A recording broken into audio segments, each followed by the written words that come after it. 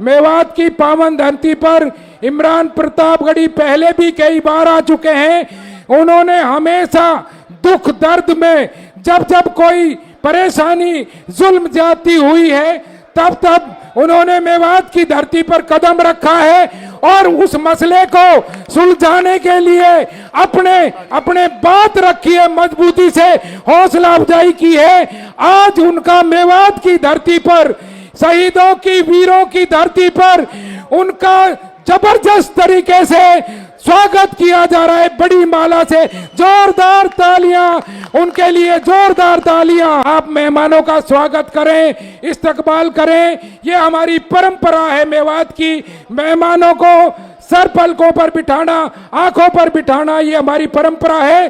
पगड़ी बांधी जा रही है, फूल माला भी डाली जाएगी बड़ी।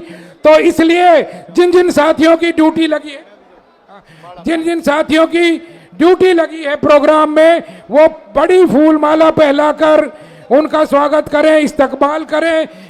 इनकी गूंज चंडीगढ़ तक जानी चाहिए कि ये सरकार बदलने की गूंज है, ये सरकार को हटाने की गूंज है।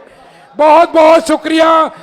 जिस तरह से मान सम्मान किया जाता है, मेवात की धरती इस बात के लिए जानी जाती है कि वहां पर मान सम्मान के लिए जानी जाती है। उससे बढ़ चढ़कर जोरदार तालियों से एक बार फिर स्वागत कीजिएगा इमरान प्रतापगढ़ी। सबका बहुत बहुत शुक्रिया।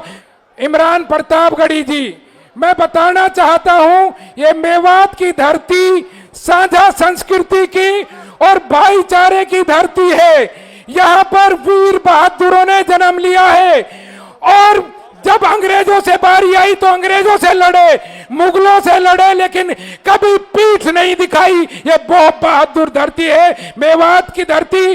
और उस धरती पर आपने उसके किस्से सुने हैं कि किस तरह से हमने, जब मुगल सम्राट जहीरुद्दीन बाबर ने कहा कि राणा सांगा और जहीरुद्दीन बाबर जब लड़ाई हो रही थी, तो हसन खां मेवाती से दावत दी कि तुम भी मुसलमान हो, हम भी मुसलमान हैं, तुम यहाँ पर आ जाओ, हमारे साथ लड़ो, हमें तुम्हें अलवर की रियासत दे देंगे। लेकिन हसन खां मेवाती ने ललकार कर कहा कि तुम विदेशी आक्रांता हो, विदेशी हमलावर हो, और राणा सांगा मेरा वतनी भाई है। मैं अपनी वतनी भाई को छोड़कर तुम्हारे साथ नहीं लड़ सकता, मैं राणा सांगा के साथ लड़ूंगा। और यह फैसला किया, 12,000 घुड़सवारों के साथ शहादत मंजूर की, लेकिन हमने पीठ नहीं दिखाई।